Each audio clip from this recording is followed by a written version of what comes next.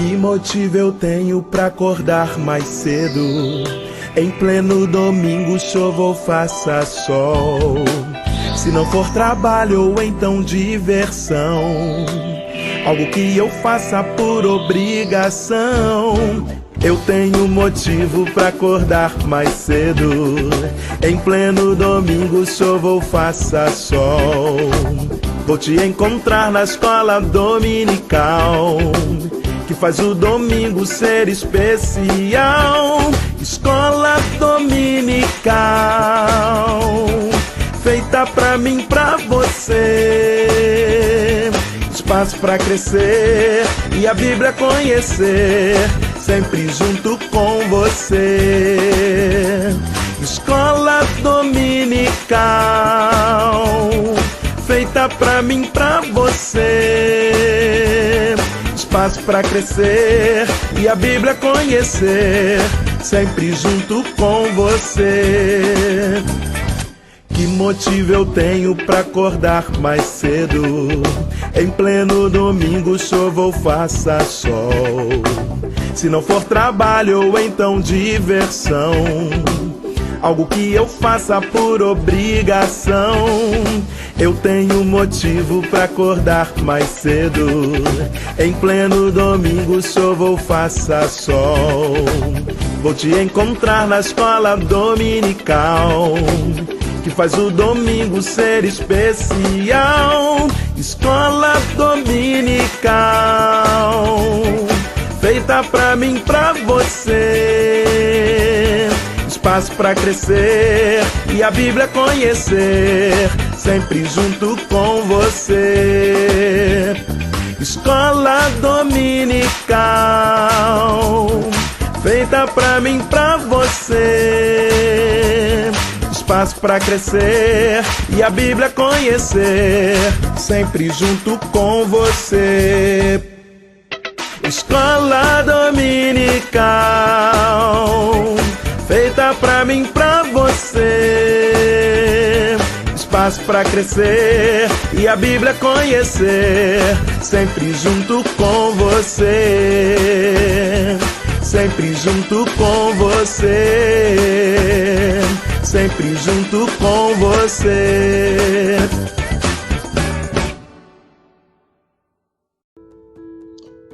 Graça e paz a todos que nos acompanham aqui no canal Palavra Viva e Fiel.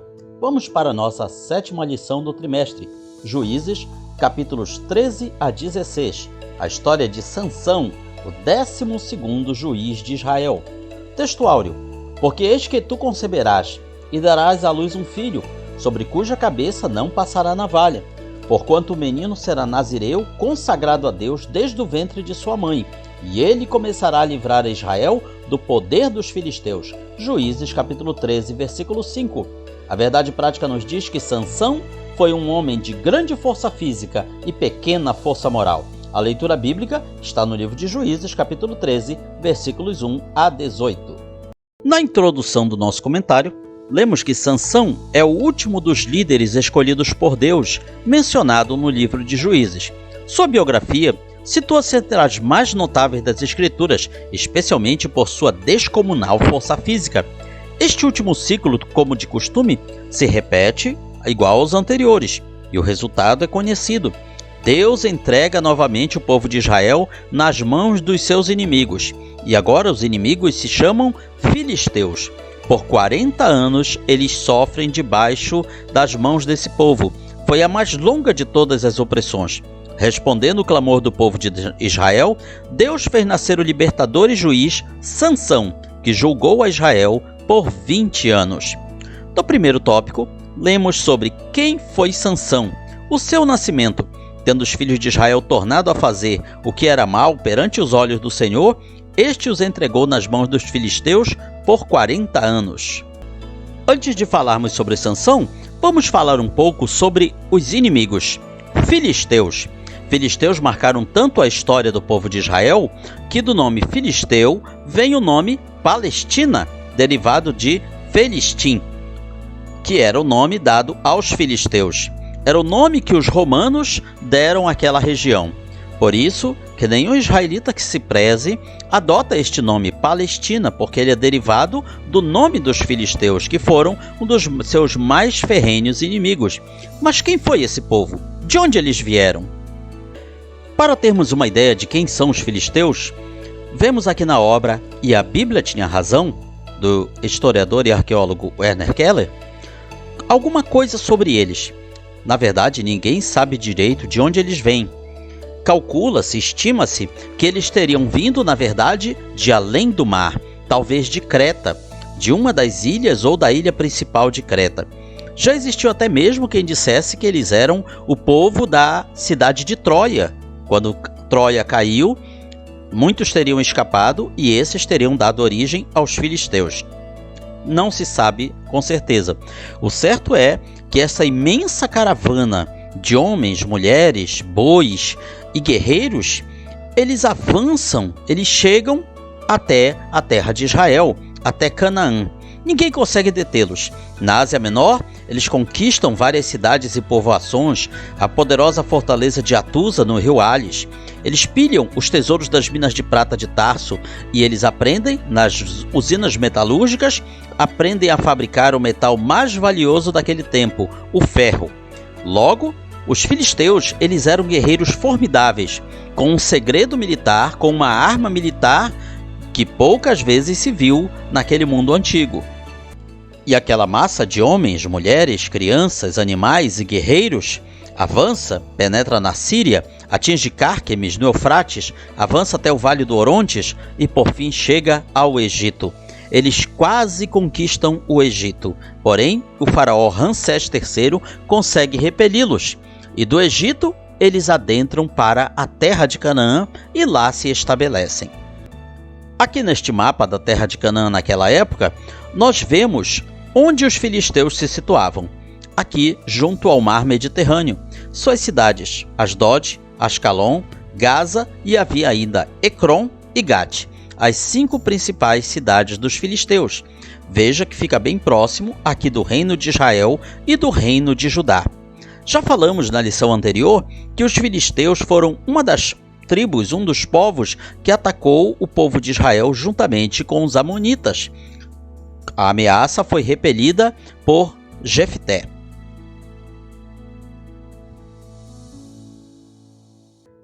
Nesta pintura egípcia, em baixo relevo, nós vemos vários guerreiros capturados durante a batalha que o faraó Ramsés III teve com os filisteus.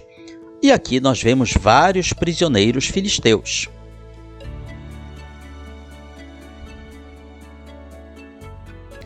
Nesta outra pintura egípcia, nós observamos prisioneiros de guerra filisteus sendo interrogados por egípcios, por oficiais egípcios. Observe que eles são altos, fortes, um pouco mais altos inclusive do que a estatura mediana dos egípcios. Esse era o tipo de guerreiros com os quais os israelitas foram oprimidos durante 40 anos. Eles eram mais altos, mais numerosos e eles tinham uma tecnologia que o povo de Israel desconhecia, armas de ferro. As armas de ferro faziam com que o povo de Israel fosse facilmente dominado por eles. Afinal, os israelitas deveriam ter apenas armas de bronze ou cobre.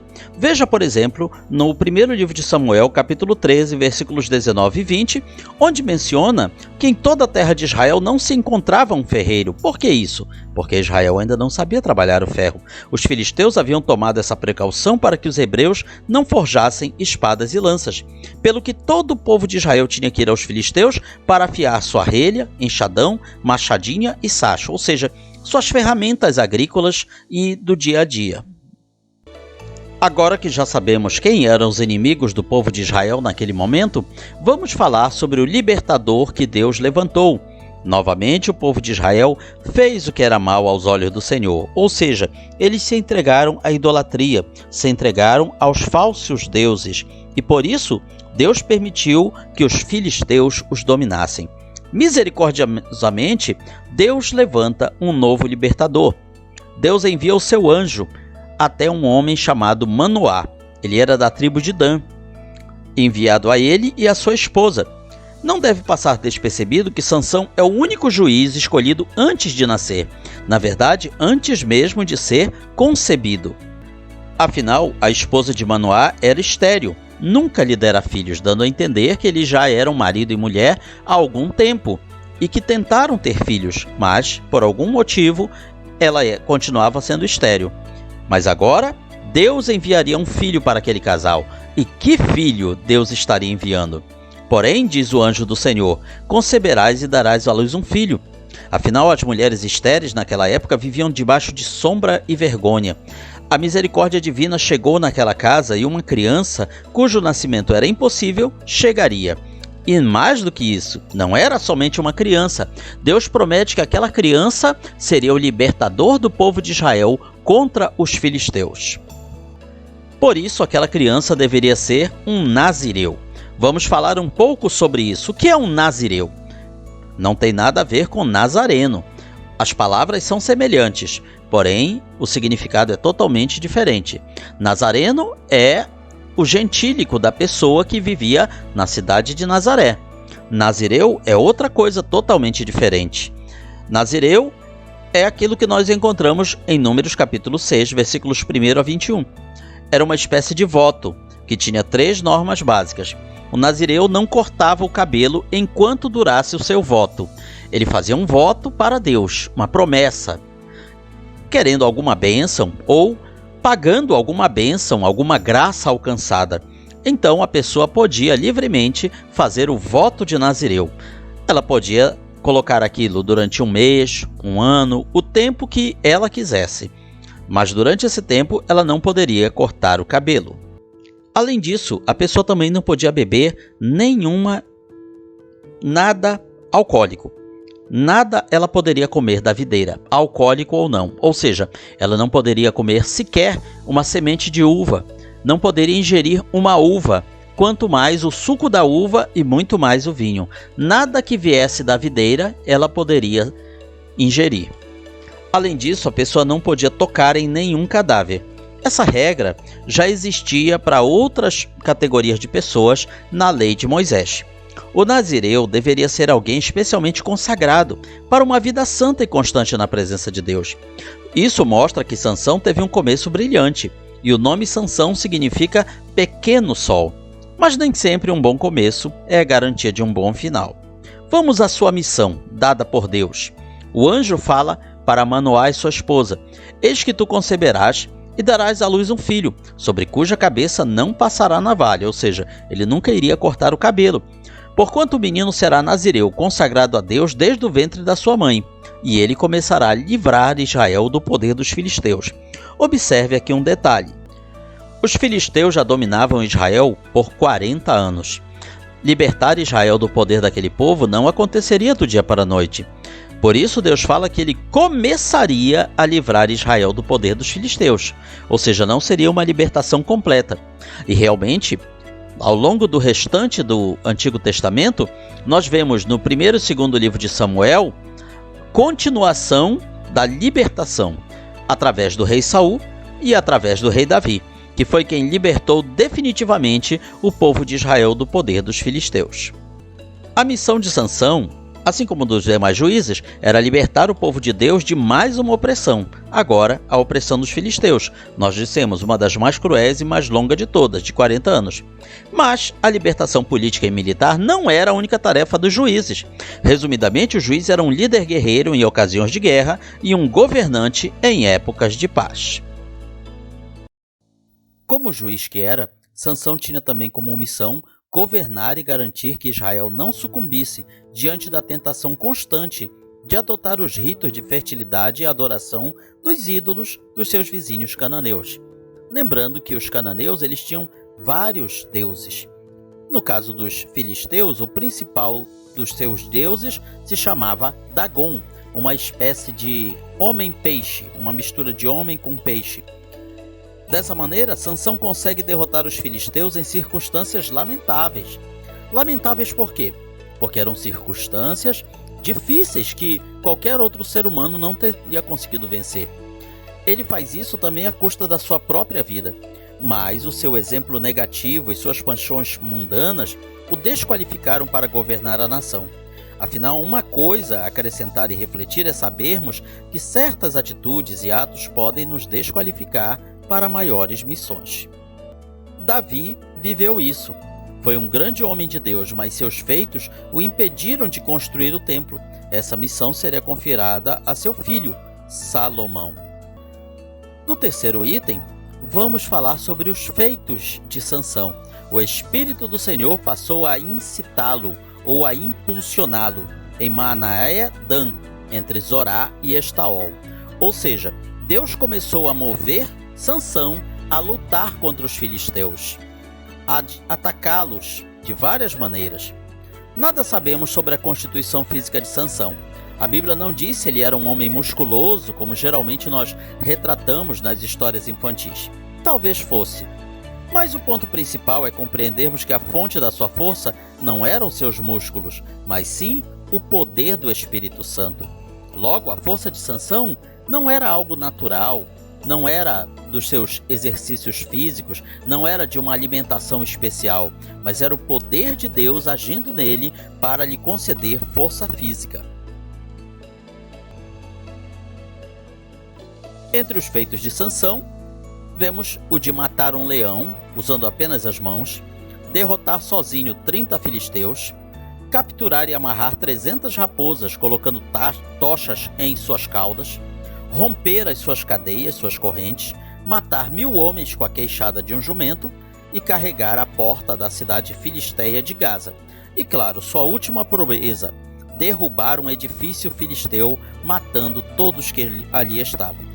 Lendo, portanto, o livro de Juízes, nós vemos que Sansão teve uma missão muito especial e Deus poderia tê-lo usado muito mais se ele se dispusesse mais a fazer a vontade de Deus. No segundo tópico, vamos falar sobre os erros de Sansão.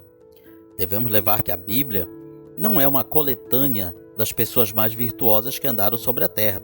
É a história dos pecadores sendo redimidos e transformados pelo Senhor. Sansão não era diferente. Ele era falho, fraco, espiritualmente imperfeito, mas Deus o usou mesmo assim para se vingar dos filisteus. Afinal de contas, os filisteus já tinham oprimido Israel por 40 anos. Aprendemos então que Deus, em algum momento, ele sabe oprimir os opressores. No primeiro item do segundo tópico, vemos aqui uma visão distorcida de Sansão. Vejam esta frase dele: "Se assim procedeis, não desistirei enquanto não me vingar." Sansão parece ter tido uma visão muito distorcida do propósito de Deus para ele.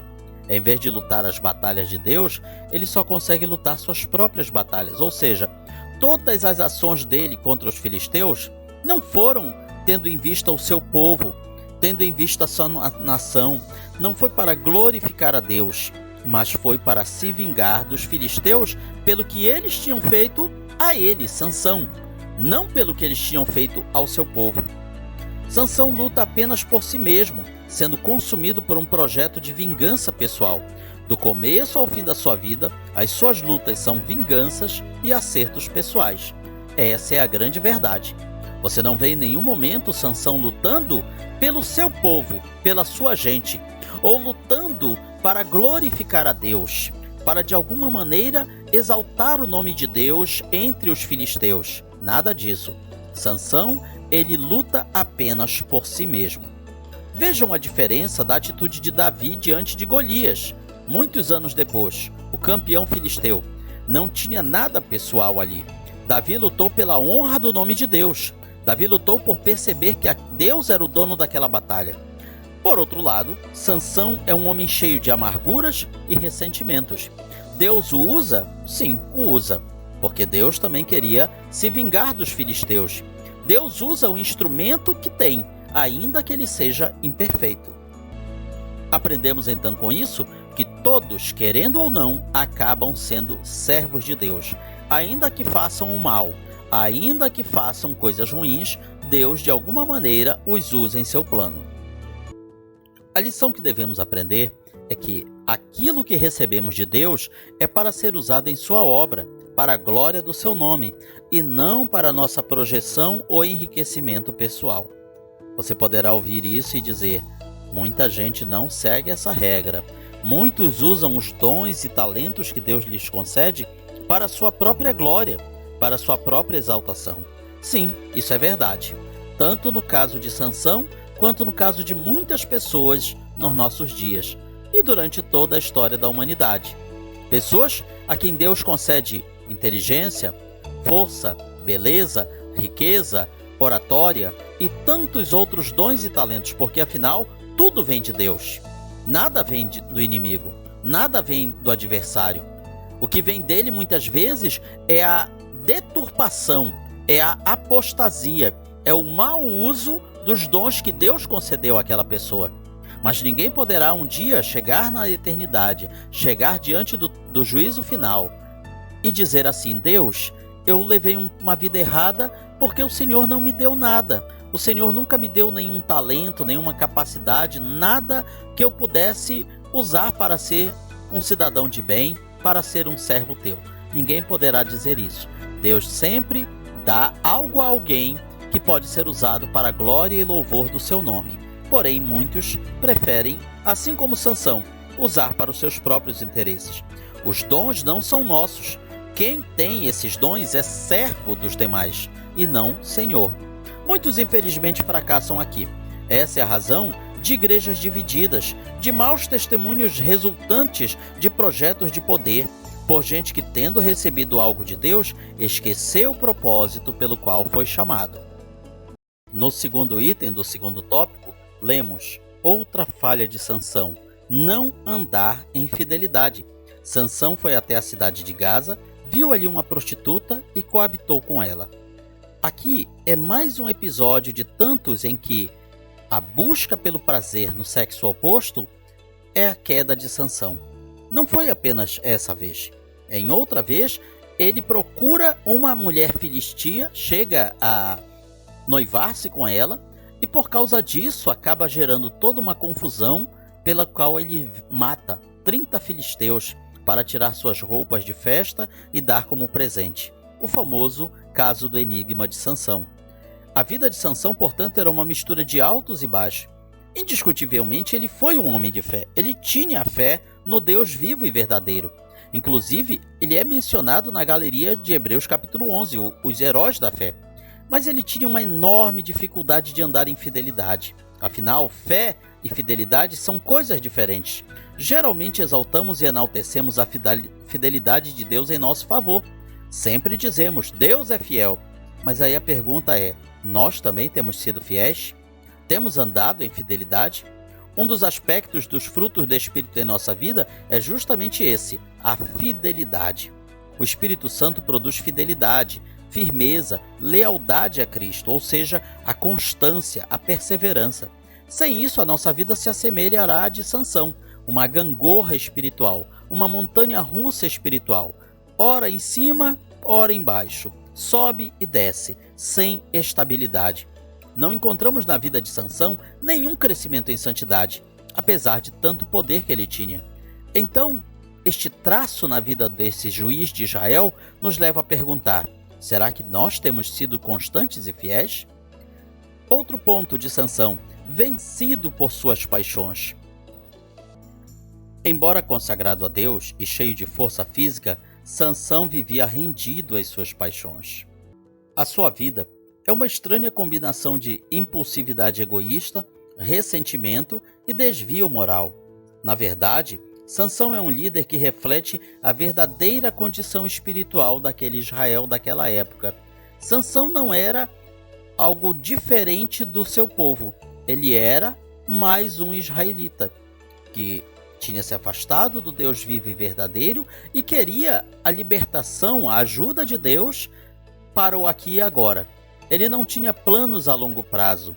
Ele não tinha o planejamento de ser um líder voltado para Deus. Ele não era, para usar uma expressão de hoje, ele não era um patriota.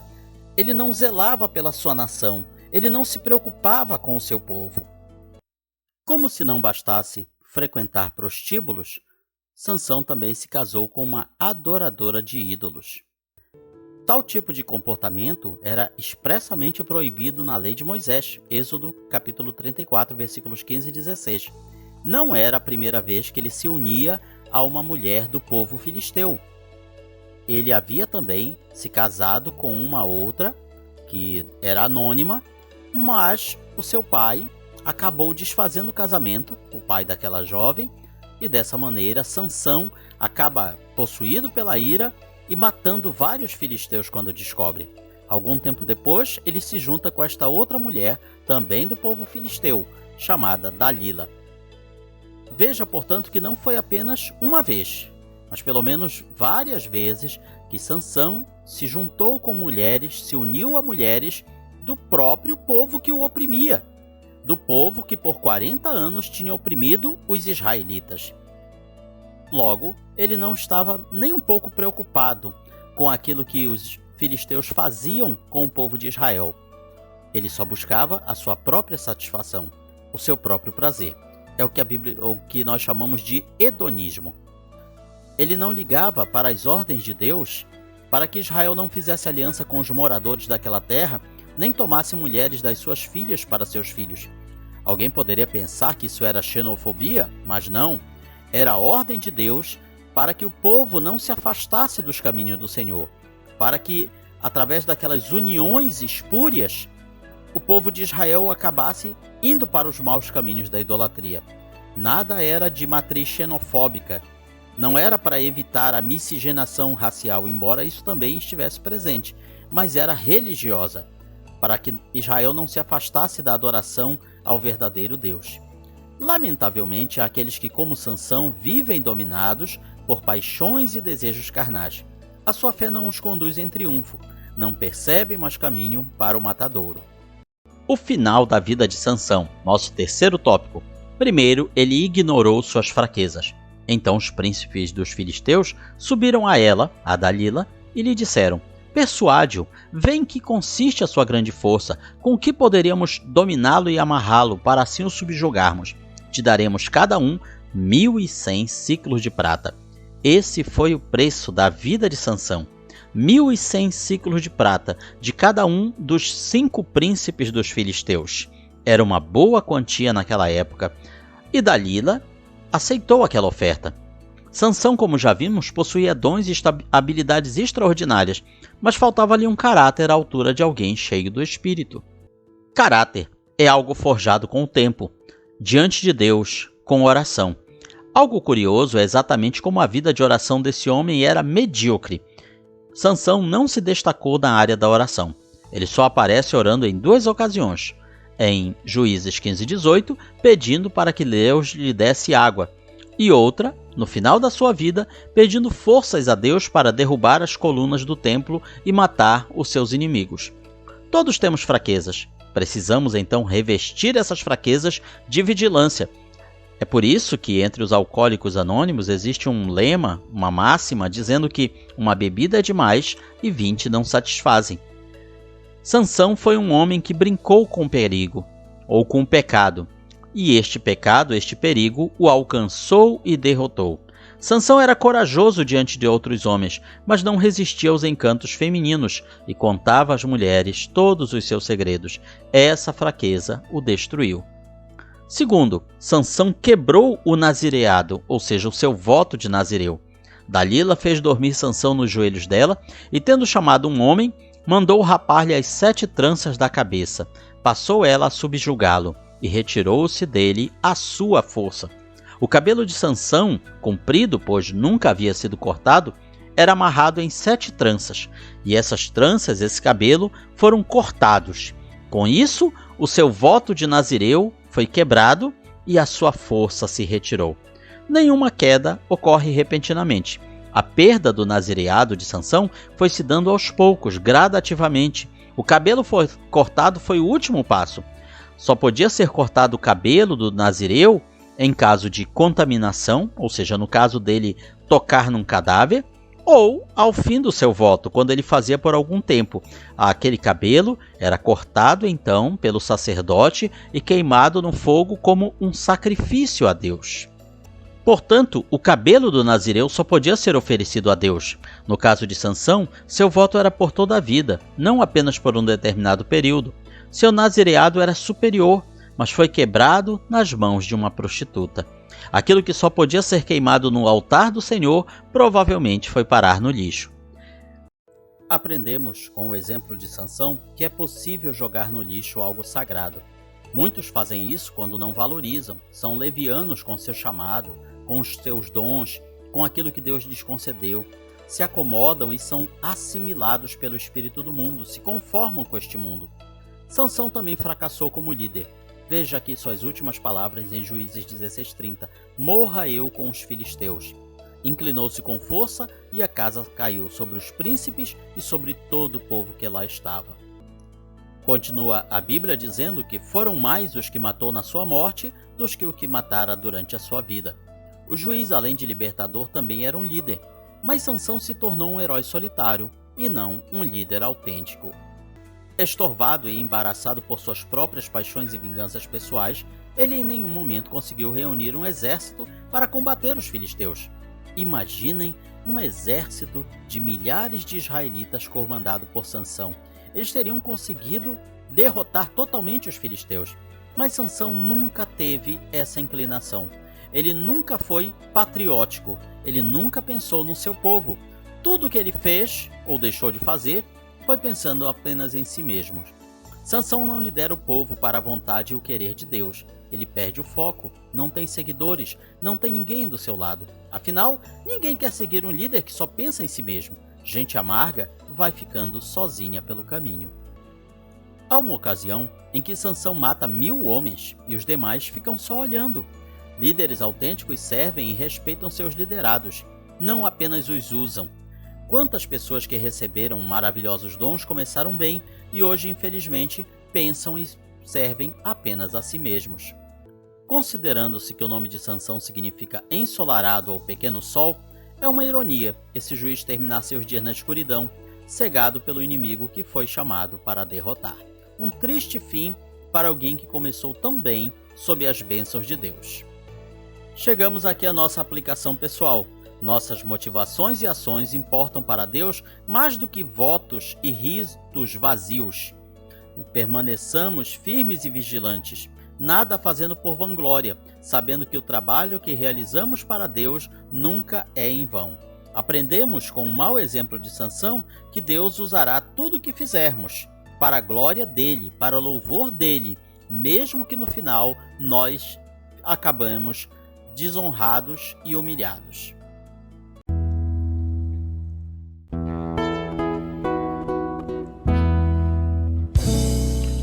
Findou-se o tempo de estudo da escola dominical. Boa lição aprendemos do nosso Pai Celestial. Despede-nos, Jesus Cristo, em tua paz e amor, e nos concede para sempre o teu celeste favor.